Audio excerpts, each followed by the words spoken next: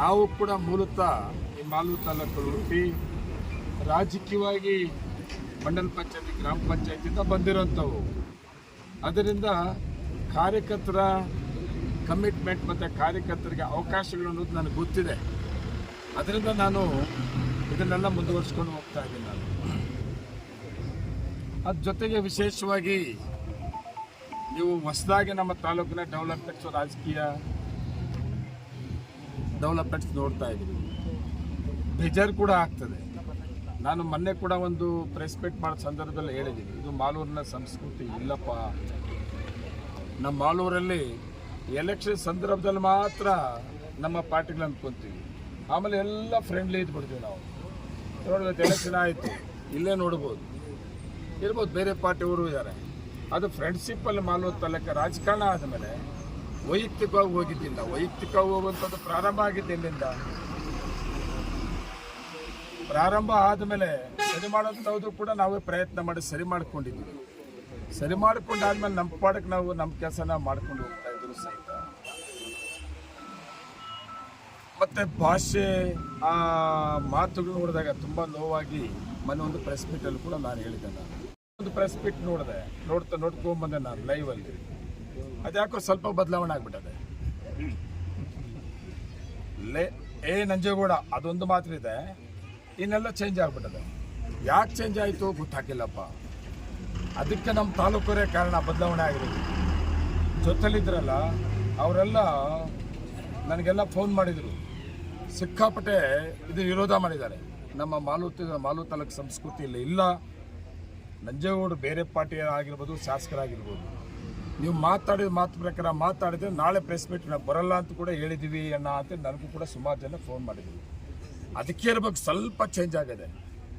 Change ಆಗಿಬಿಟ್ಟು ಈಗಲೂ ನಂಜೇಗೌಡ ಇದೆ, ಅದು ಆ ಸ್ಟೈಲಿ ಸ್ವಲ್ಪ ಬದಲಾವಣೆ ಆಗಿದ್ದು ನಾನು ಈಗ ನೋಡ್ಕೊಂಬಂದೆ. ನಾನು ಅದ್ರ ಜೊತೆಗೆ ಇನ್ನೂ ಕೆಲವೇನೋ ಮಾತಾಡವ್ರೆ, ನಾನು ರೌಡಿ ಸೀಟ್ರ್ ಹೆಂಗಾದೆ ಮತ್ತು ನನ್ನ ಮೇಲೆ ಕೇಸ್ಗಳೇನಿತ್ತು ಅಂತ. ನಾನು ಅದಕ್ಕೆ ಕೇಳಕ್ಕೆ ಹೋಗಲ್ಲಪ್ಪ, ಹೆಂಗಾದೆ ಅಂತ ಕೇಳಕ್ಕೆ ಹೋಗಲ್ಲ. ನಾನು ಕೇಳಿದ್ದು ರೌಡಿ ಸೀಟ್ರ್ ಇವತ್ತು ಕ್ಲೋಸ್ ಆಗಿರ್ಬೋದು, ಎಸ್ ಅದು ಬೇರೆ ಪ್ರಶ್ನೆ. ಆಮೇಲೆ ಬೇರೆ ನಾನು ಏನು ಹೇಳಿದ್ದೆ ಹೌದು ಅಂತ ಒಪ್ಕೊಂಡಿದ್ದಾರೆ, ಅದಕ್ಕೆ ಕ್ಲೋಸ್ ಆಗಿದೆ ಅಂತ ಒಪ್ಕೊಂಡಿದ್ದಾರೆ, ಆದರೆ ಹೌದು ಅಂತ ಒಪ್ಕೊಂಡಿದ್ದಾರೆ. ಅದಕ್ಕೆ ನಾನು ಸ್ವಾಗತ ಮಾಡ್ತೀನಿ. ಹೌದು ಒಂದು ನಿಜಾನೇ ಅಂತ ಹೇಳಿರೋದು ಪ್ರಸ್ತಾಪ ಮಾಡೋರು. ಇವತ್ತು ಕೂಡ ಲಂಚ ಮತ್ತು ಎಲ್ಲ ಇಲಾಖೆಗಳ ಅಧಿಕಾರಿಗಳ ಹತ್ರ ಲಂಚಗಳು ಕಲೆಕ್ಟ್ ಮಾಡೋದ್ರಲ್ಲಿ ತುಂಬ ಮುಂದೆ ಇದ್ದಾರೆ. ಇಲ್ಲೇ ಪಿಡಿಒ ಅವನೇ, ಅದೆಷ್ಟು ಕೊಡ್ತಾವೆ ನನಗೆ ಗೊತ್ತಿಲ್ಲ. ಎಷ್ಟು ಕೊಡ್ತೀವಿ ಮಾಮೂಲಿ ನೀನು? ನಾನು ಯಾವತ್ತೂ ಕೊಟ್ಟಿಲ್ಲ ಸರ್, ಯಾವತ್ತೂ ಕೇಳಿಲ್ಲ. ಪರಿಸ್ಥಿತಿ ಇಲ್ಲ ಸರ್ ನಮ್ಮಲ್ಲಿ, ನಮ್ಮ ತಾಲೂಕಲ್ಲಿ ಇಲ್ಲ ಅಂದ್ಕೊಳ್ತೀನಿ. ಗೊತ್ತಿಲ್ಲ ಇಟ್ಟಿಗೆ. ನಾನು ರಾಜಕಾರಣಕ್ಕೆ ಆಕಸ್ಮಿಕವಾಗಿ ಬಂದವನಲ್ಲ, ಹೊಸಕೋಟಿಂದ ಬಂದಂಗೆ ನಾನು ಬಂದವನಲ್ಲ. ಆಕಸ್ಮಿಕವಾಗಿ ಬಂದು ಒಂದೇ ಅವಧಿಕ್ಕೆ ಮನೆಗೆ ಕಳಿಸಿದ್ದು ಇಲ್ಲ. ನಾನು 86ನೇ ಇಸ್ವಿಯಿಂದ ಈ ತಾಲೂಕಿನ ಸೇವೆ ಮಾಡೋಕ್ಕೆ ಅವಕಾಶ ಮಾಡಿಕೊಟ್ಟಿದ್ದ 10 ಜನ ಅವಕಾಶ ಮೇಲೆ ಅವಕಾಶ ಮಾಡಿಕೊಡ್ತಾ ಇರೋದು. ಇದೆಲ್ಲ ಇದ್ದಿದ್ರೆ, ಮಾಡಬಾರ್ದು ಮಾಡಿದ್ದಿದ್ರೆ ನಿನ್ನ ಕಳಿಸ್ದಂಗೆ ನನ್ನ ಕೂಡ ಒಂದೇ ಸಾರಿ ಮನೆಗೆ ಕಳಿಸ್ಬಿಡ್ತಾ ಇದ್ರು. ಸಾಗಪ್ಪ ನಿನ್ನ ಸೇವೆ, ನೀನು ಮನೆಗೆ ಹೋಗು ಅಂತ ಕಳಿಸ್ಬಿಡೋರು ನಿನ್ನ. ನಾನು ನನ್ನ ಜನ ನಂಬಿಕೆ ಇಟ್ಕೊಂಡಿರೋ ಪ್ರಕಾರ ನನ್ನ ಆಡಳಿತವನ್ನು, ನನ್ನ ಜನ ನಂಬಿಕೆಯನ್ನು ಉಳಿಸ್ಕೊಂಡು ಹೋಗ್ತಾ ಇರೋದ್ರಿಂದ ನಾನು ಉಳಿಸ್ಕೊಂಡು ಬರ್ತಾವ್ರೆ. ಜೊತೆನ ಇರ್ಬೋದ್ರಣ, ನಾನು ಆಕಸ್ಮಿಕವಾಗಿ ಬಂದು ಆಕಸ್ಮಿಕವಾಗಿ ಓದೋನಲ್ಲ. ಮತ್ತು ಇನ್ನೂ ಒಂದು ಹೇಳ್ತಾ ಇದ್ದ,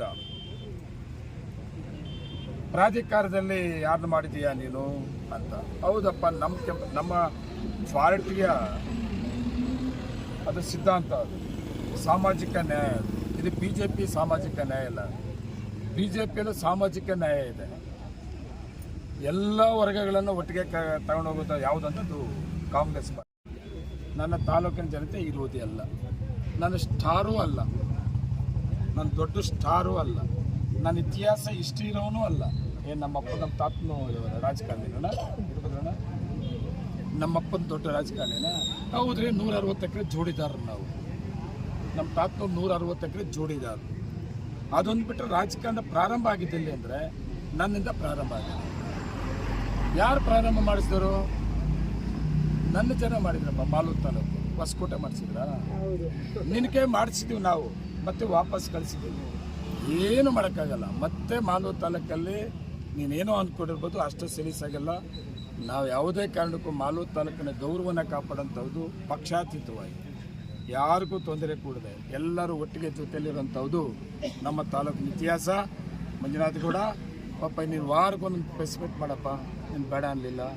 ನನ್ನ ಬಗ್ಗೆ ಕೆಟ್ಟ ಹೀನಾಯವಾಗಿ ಮಾತಾಡಪ್ಪ, ನಾನು ಬೇಡ ಅನ್ನಲಿಲ್ಲ. ಆಮೇಲೆ ಇವಾಗ ತಾನೇ ಒಂದು ಮಾತಾಡೋನು, ಈಗ ತಾನೇ ನಮ್ಮ